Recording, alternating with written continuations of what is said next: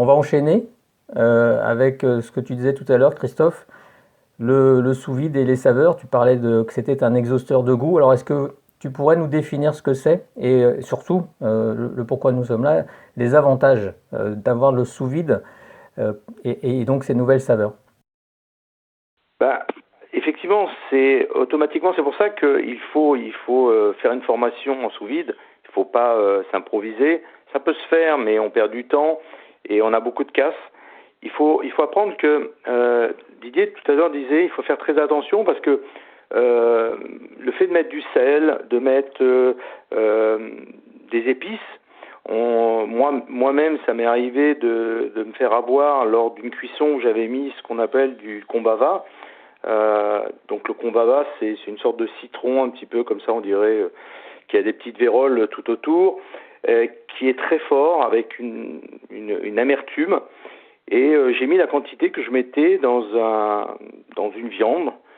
Le problème, c'est que sous vide, eh ben, cette amertume va se développer 10 fois plus, et là, c'est devenu immangeable. Donc, il faut vraiment veiller à diminuer. Donc, aujourd'hui, où on a besoin de faire des économies, ça rentre pile poil dans cette économie. Donc, il faut en mettre avec parcimonie. Il faut faire très attention parce que plus ça vieillit, comme j'allais dire un bon pot-au-feu qu'on réchauffe de la veille, etc. Ça prend des arômes. Comme les arômes sont enfermés dans ce sac, ils ne s'échappent pas. Souvent dans la cuisson, on voit bien ces gouttelettes d'eau qui s'évaporent et tous ces arômes qui partent.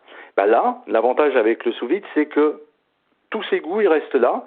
Donc ça devient beaucoup plus onctueux, il y a de la rondeur, et puis on développe des goûts.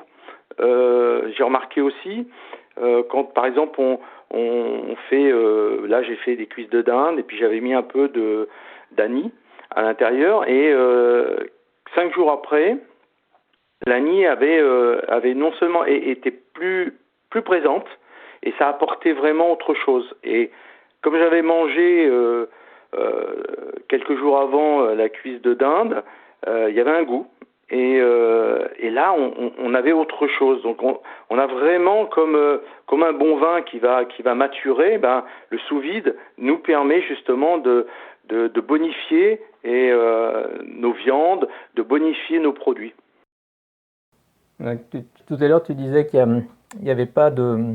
Enfin, on gardait tout, il n'y a pas de perte d'eau. Et justement, le fait qu'il n'y ait pas de perte d'eau au niveau des viandes, notamment, on a une onctuosité qui ne se retrouve pas par ailleurs. Oui, Didier va en parler, parce que je sais que on va répartir un peu les tâches.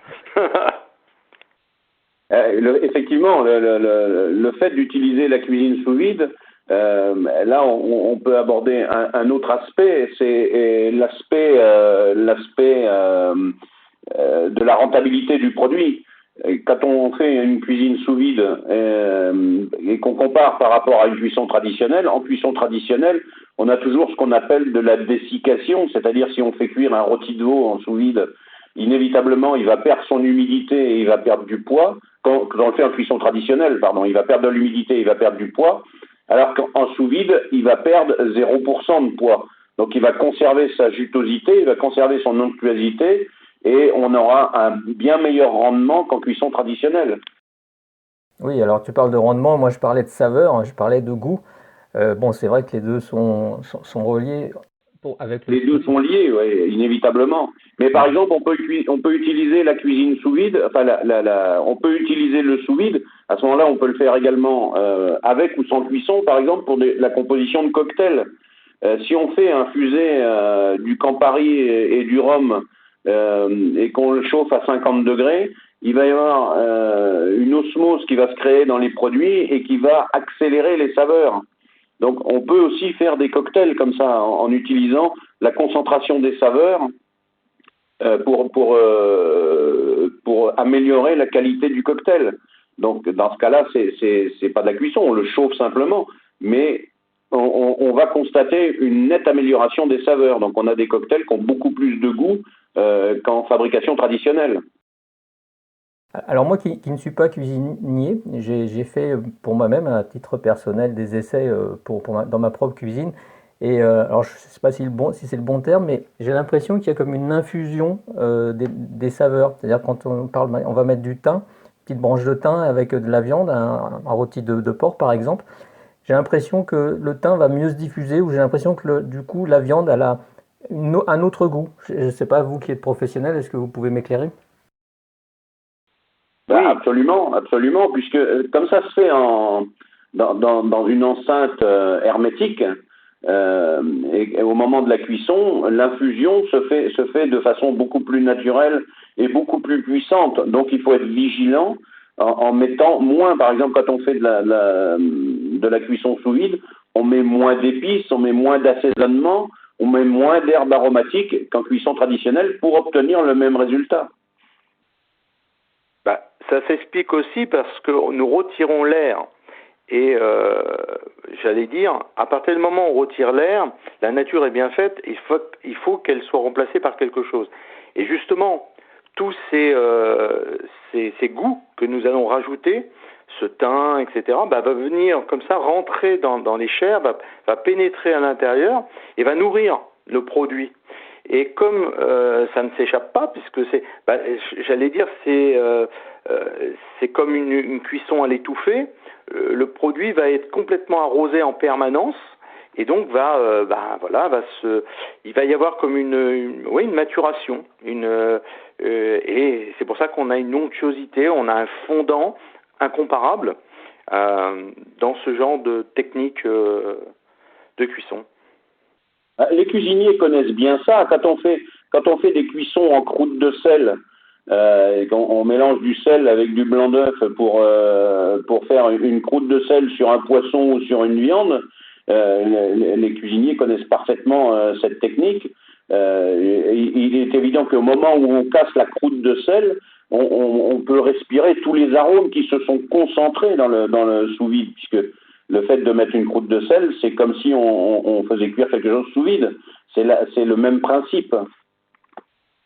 Ensuite, on peut faire aussi ce qu'on appelle des saumurages, c'est-à-dire qu'on peut prendre par exemple un gros morceau de lard, le mettre dans de l'eau avec du sel, une eau saline, et on va le laisser comme ça 3, 4, 5 heures, voire des fois 12 heures ou 24 heures, ça va dépendre, et on va permettre grâce à ça de nettoyer d'abord notre viande, de la désinfecter entre guillemets, de commencer j'allais dire, lui faire une sorte de cuisson par le sel, et ensuite, on pourra vider ce sachet, bien nettoyer notre pièce, et là, on va pouvoir repartir sur une cuisson sous vide, donc avec un morceau qui va être très très onctueux.